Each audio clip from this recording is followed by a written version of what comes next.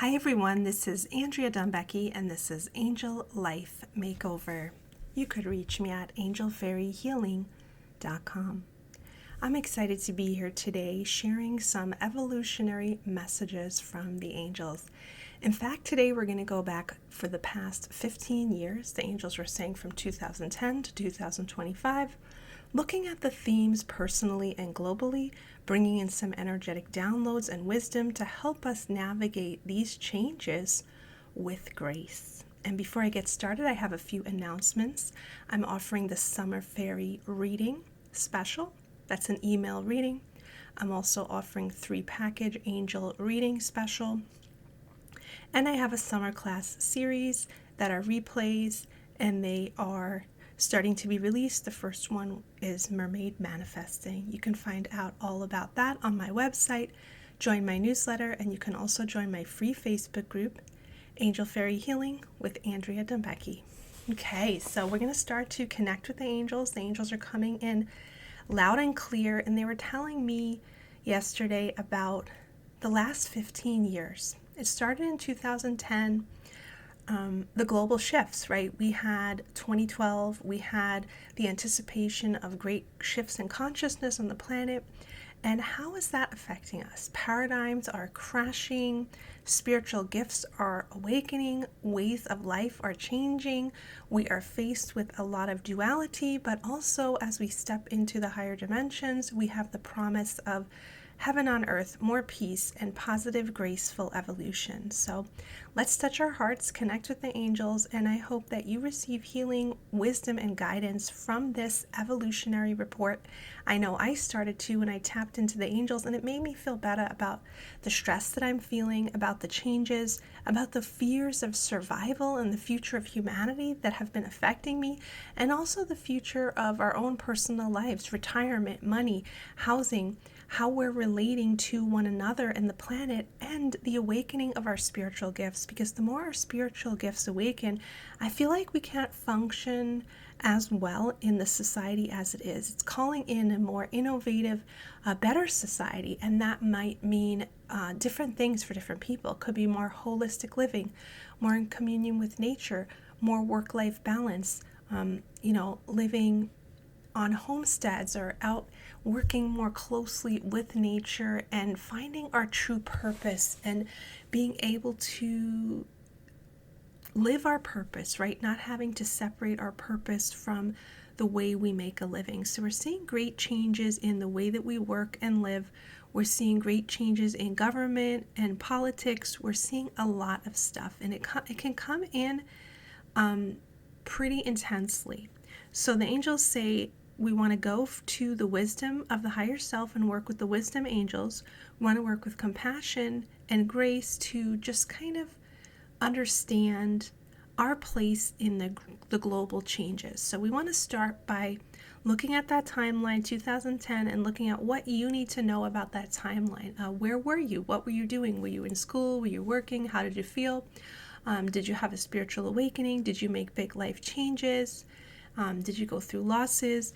What were the major themes, and how can you navigate them with more grace? Even if you go back in time and kind of repattern those changes, how can you navigate them with more grace and less fear? I was just reviewing the last few years of the pandemic and certain global changes and feeling like I really got caught up in the fear and the global struggle and fear of survival, and I want to take a step back and not be so shaken by those things. I know it's easier said than done. It takes a lot of faith, a lot of spiritual work to rely on God, to rely on the angels, to feel peace in the midst of global turmoil and different things that we've been feeling. So we want to bring in the angel energies, bringing in some calming energies, some higher wisdom energies to help us understand these last 15 years and what they mean. Now, the major thing I hear is the awakening of the light workers, spiritual awakening, awakening of leadership,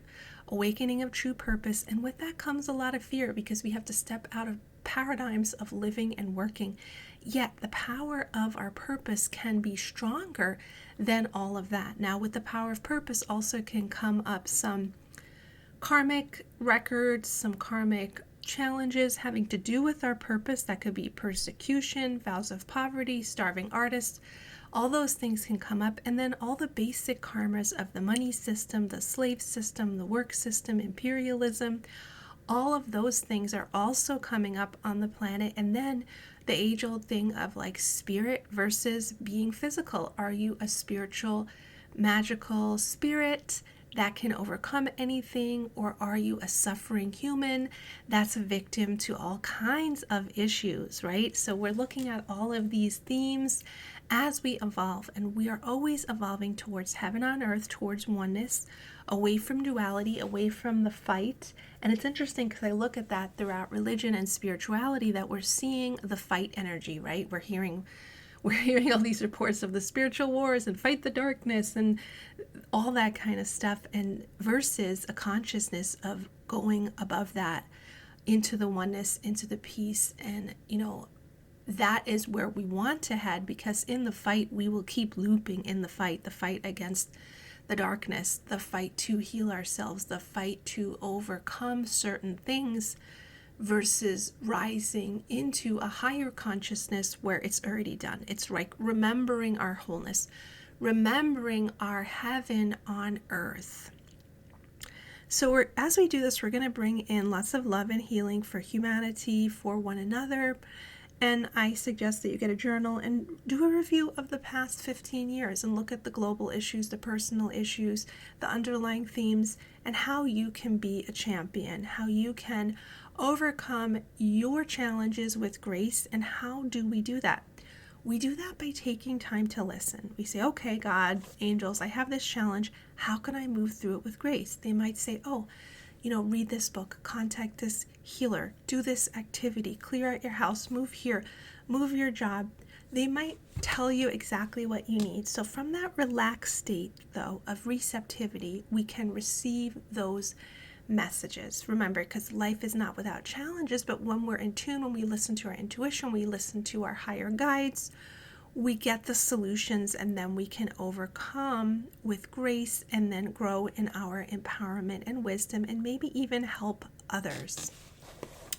So we're sending lots of love to the planet for the evolution of all of these systems: education, medicine, food, the human's relationship with earth, work-life balance, lifestyle, positive family units, evolving mindset, peace on earth. All of these things we want to see, and we want to be innovative creators of the new systems of earth. And the angels say they know it can seem daunting, it can seem impossible, because we are so indoctrinated into the old systems. Even though they may no longer serve us, we are holding on to them for survival. And that's where the stress is coming from, because we have to let go, release the ego, release and just allow the new energies to come in our own lives and in the greater reality of humanity.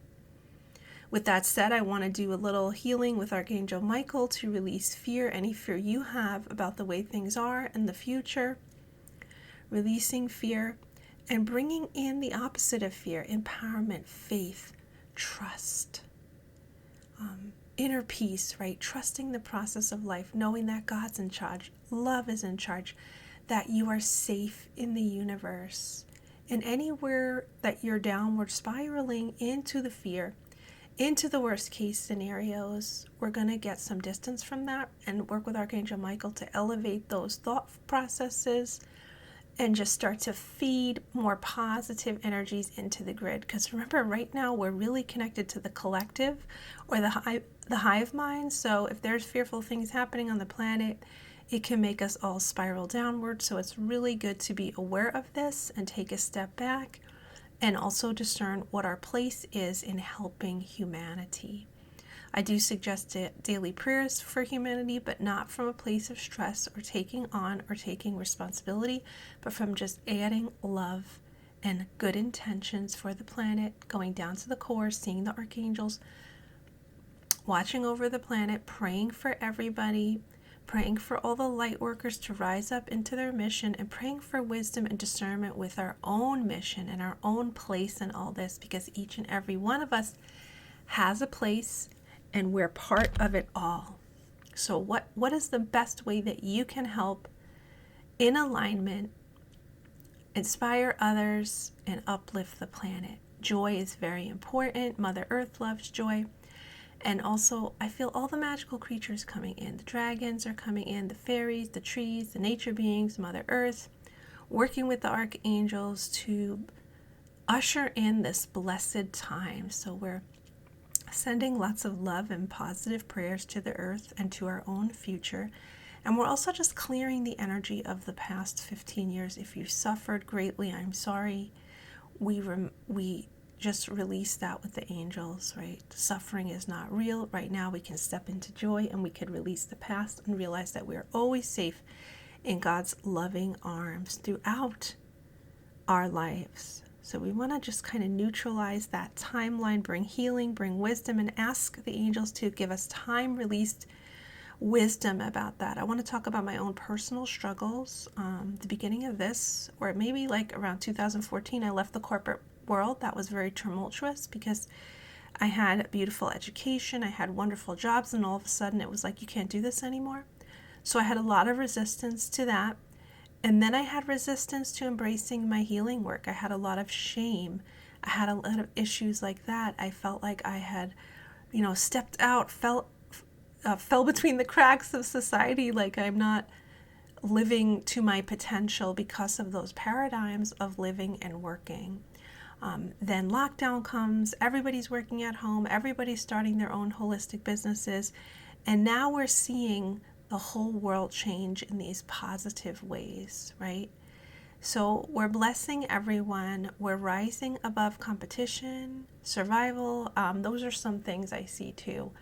The shadow of the changes now. I see people kind of competitive, in survival mode, a dog-eat-dog kind of energy. And so we want to rise above that too, into unity consciousness, we consciousness, that we are helping everyone. We want to see everyone succeed. We want to see everyone safe, fed, housed, clothed. We want to feel that unity consciousness, that kindness, that we're moving into a better version of Earth where we all look out for each other, where the capitalism, the greed isn't running things and pitting us against each other, but we are more in this safety of caring for one another, right? We want to bring that in and release the mind control of the other, right? Because those are mind controls, programming, paradigms that are pushing us to be a certain way that even is against our nature, right? Because we're more community-based beings, right? We want to see each other thrive.